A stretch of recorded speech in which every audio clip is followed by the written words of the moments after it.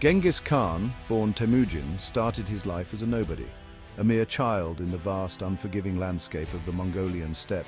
He lived in a world of warring tribes on the Mongolian steppe, where survival was a daily struggle and alliances were fragile. He faced hardship and betrayal from a young age, learning early on the harsh realities of life. Yet through cunning and strength, he united the Mongol tribes, transforming them from scattered factions into a formidable force.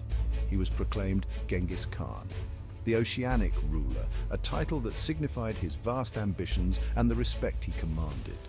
He would go on to build one of history's largest empires, stretching from the Pacific Ocean to the heart of Europe. Genghis Khan was not just a warrior, he was a brilliant strategist, always thinking several steps ahead of his enemies. He understood that power was not just about winning battles, it was about building lasting alliances and securing his legacy. It was about building alliances and securing his legacy through diplomacy and strategic marriages. One of his most effective strategies involved his daughters, whom he saw as key players in his grand design. He saw their potential as tools to strengthen his empire, using them to forge powerful alliances. Genghis Khan had many children, including many daughters, each of whom played a role in his plans. He valued his daughters highly, recognizing their importance in his vision for the future. He saw them as assets in his grand plan for Mongol domination, involving them in strategic discussions and decisions. Unlike many rulers of his time, he refused to marry them off for mere political convenience or wealth, instead using their marriages to solidify his power. He had a grander vision in mind, one that would see his empire endure long after his death.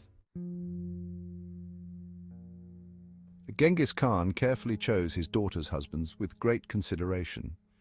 These were not random princes or distant relatives, but carefully selected individuals. He chose powerful rulers from strategically important tribes and regions. By marrying his daughters into these families, he created a web of alliances that was unbreakable. This connected him to powerful rulers across Asia, strengthening his influence. These marriages were more than just symbolic unions. They were strategic partnerships with real power. Genghis Khan understood the importance of loyalty and trust. By forging these family ties, he ensured the cooperation of his new sons-in-law, securing their allegiance. This was crucial for the expansion and stability of his vast empire. These marriages had another significant benefit. They allowed Genghis Khan to spread Mongol influence peacefully and effectively. His daughters acted as ambassadors for Mongol culture and values, bridging gaps. They fostered closer ties between the Mongols and the people they now ruled, creating harmony. Genghis Khan showed little regard for the traditions of his enemies. He was a man of his own rules and strategies, often disregarding the established norms of the lands he conquered. Conquered rulers often had multiple wives, a symbol of their power and status. Genghis Khan dismissed these women without hesitation, seeing them as potential threats to his newly established order. He sent them back to their families, ensuring they were removed from the political scene. This act was both strategic and symbolic. It was a clear demonstration of his authority and control. It removed potential rivals for power, consolidating his rule and minimizing internal conflicts.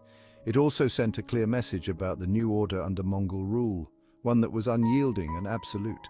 Genghis Khan's daughters were not expected to be passive wives. They were raised to be leaders and warriors. They were given real authority within their new domains, often overseeing vast regions and making critical decisions. They often ruled alongside their husbands, sharing power and responsibilities.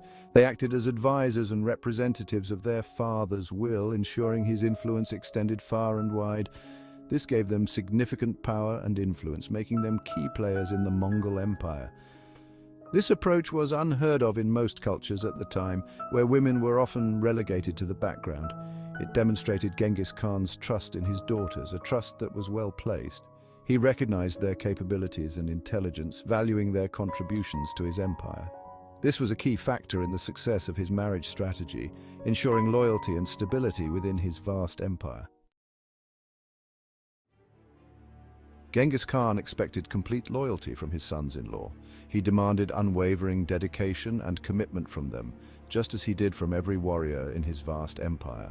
He gave them a crucial role in his army, entrusting them with significant responsibilities and expecting them to lead by example.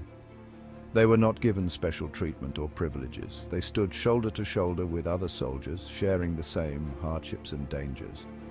They fought on the front lines just like any other soldier, facing the same perils and challenges. This was a risky strategy, as it exposed them to the full brunt of the enemy's attacks. It meant putting his own daughters at risk, as their husbands were often in the thick of the fighting. This strategy was not just about personal risk, it was a calculated move to ensure loyalty and commitment from his sons-in-law. By placing them in the line of fire, Genghis Khan tested their loyalty and dedication to the cause. By placing his sons-in-law in the line of fire, Genghis Khan tested their loyalty.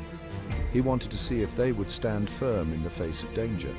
It also gained him the respect of his warriors. They admired his fairness and the fact that even his family was not exempt from the dangers of war. They saw that even the Khan's family was not above the dangers of war. This reinforced the idea that everyone was equal on the battlefield. This policy had a profound impact on the Mongol army. It fostered a sense of unity and shared purpose among the soldiers. The soldiers felt a deep bond with each other, knowing they were all in it together. The sons-in-law, eager to prove themselves, fought with incredible bravery. They led by example, inspiring others to follow. This inspired the Mongol warriors to fight even harder for their Khan. They were motivated by the bravery and dedication of their leaders, and they fought with fierce loyalty and courage.